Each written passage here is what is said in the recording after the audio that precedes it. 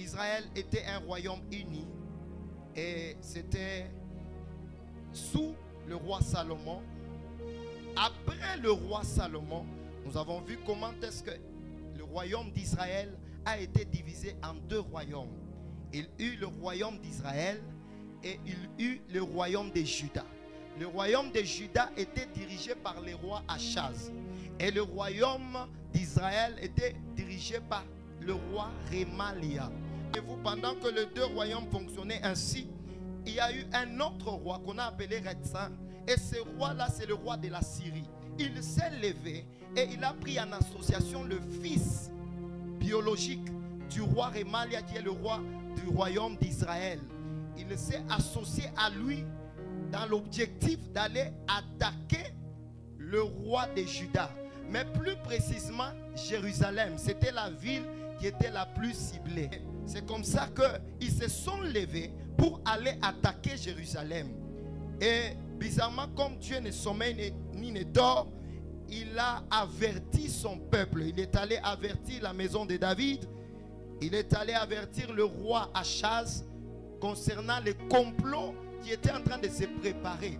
Ils ont essayé d'assiéger Jérusalem. Ils n'ont pas pu. Amen, amen.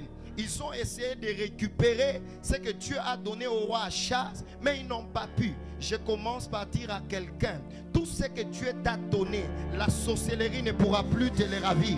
Je dis, le mariage que Dieu t'a donné, la sorcellerie ne va plus te les ravir. Le fiancé, la fiancée que Dieu t'a donné, la sorcellerie ne va pas te la ravir. Au nom de Jésus-Christ de Nazareth. Pourquoi? Parce qu'il est écrit, il n'y a que la bénédiction de l'Éternel qui enrichit et qui ne se fait suivre d'aucun chagrin. Mes frères, quand Dieu te donne une bénédiction, cette bénédiction, mes frères, tu ne regretteras jamais de l'avoir. Il y a des mariages dans lesquels lorsque tu te retrouves dedans, tu ne regretteras jamais d'avoir épousé cet homme. Tu ne regretteras jamais d'avoir eu cette femme. Tu ne regretteras jamais d'avoir fréquenté tel ami. Parce que ce sont des personnes que Dieu donne. Ce sont des bénédictions que Dieu donne. Est-ce qu'il y a une bénédiction autour de toi que tu dois valoriser? Est-ce qu'il y a une bénédiction autour de toi? Je suis en train de déclarer et prier sur toute personne qui détient une bénédiction divine. Que le ciel commence à veiller sur cette bénédiction au nom de Jésus. Je dis tout ce que Dieu t'a donné ce soir. Je déclare et décrète que le Seigneur puisse te donner le dessus au nom de Jésus-Christ de Nazareth. Ils vont comploter en secret, mais parce que toi tu as celui qu'on cherche en secret mais qui exauce en public. Celui qui est, oh je dis, tu as celui que tu cherches en secret mais qui exauce en public.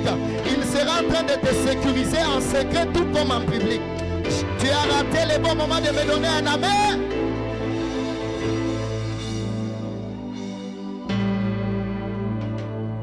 Dieu a donné Jérusalem au roi Achaz.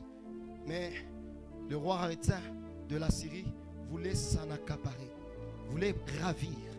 Tout comme tu es là, sache qu'il y a des choses que Dieu t'a données sans demander.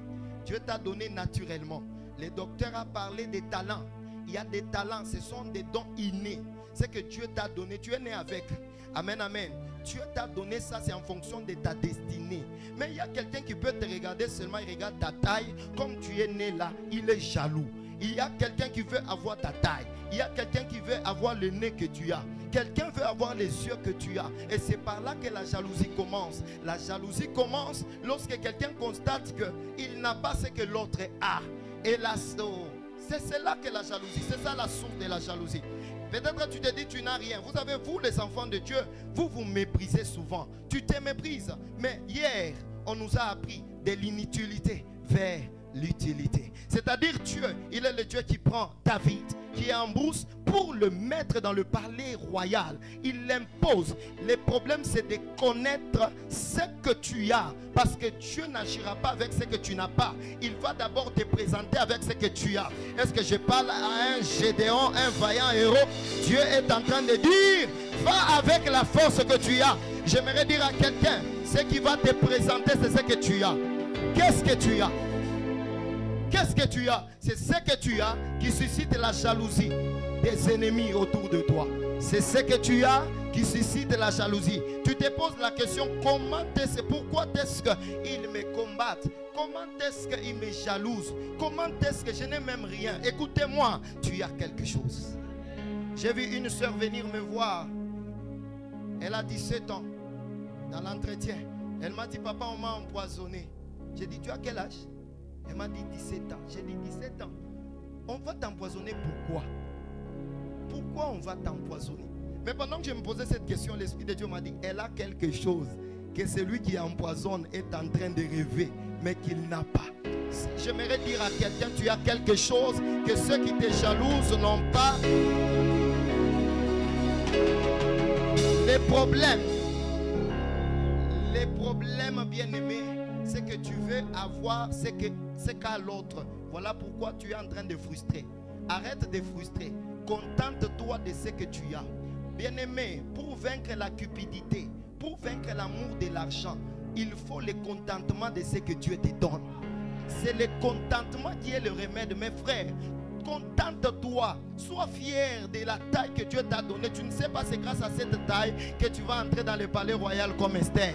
Oh, et si j'ai parlé à quelqu'un, peut-être c'est à cause de ce teint-là. Oh, j'ai dit à somebody ce soir, ne modifie pas le teint que Dieu t'a donné. Ah, j'ai dit ne modifie pas le teint que Dieu t'a donné. Voilà pourquoi je ne suis pas d'accord avec la balkanisation de notre pays. Dieu nous a donné des choses et c'est ce qui donne la valeur de notre pays. Une fois qu'on balkanise, mes frères, on va perdre notre valeur. Ne modifiez pas ce que Dieu vous a donné naturellement. C'est de là que viendra votre fierté. Ne modifiez. Oh, je parle à une jeune soeur. Ne modifie pas ton teint. Sinon tu auras des lèvres noires, mais la peau claire. Sinon tu auras des lèvres noires, mais la peau claire. Je dis ne modifie pas ce que Dieu a déposé naturellement dans ta vie. Écoutez-moi, ne modifiez pas ce que Dieu vous a donné. Ne modifiez pas les dons que Dieu vous a donnés. À chacun il est donné selon ce que veut le Saint-Esprit. L'autre aura une belle voix, mais toi c'est peut-être savoir danser. Eh oui, je vous dis, voilà pourquoi vous ne devez pas jalouser les autres. Dis-toi, qu'est-ce que moi j'ai et que l'autre n'a pas? Et c'est la raison pour laquelle je ne veux pas te jalouser. Écoutez-moi, la bonne raison pour ne pas jalouser quelqu'un, regarde en toi, tu as quelque chose qu'il n'a pas.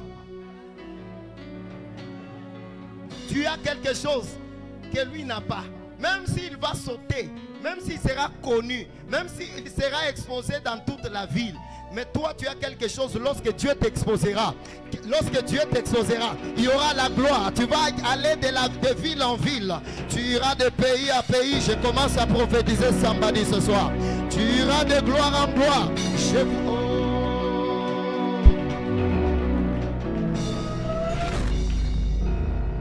Tu ne vas pas commencer comme tout le monde.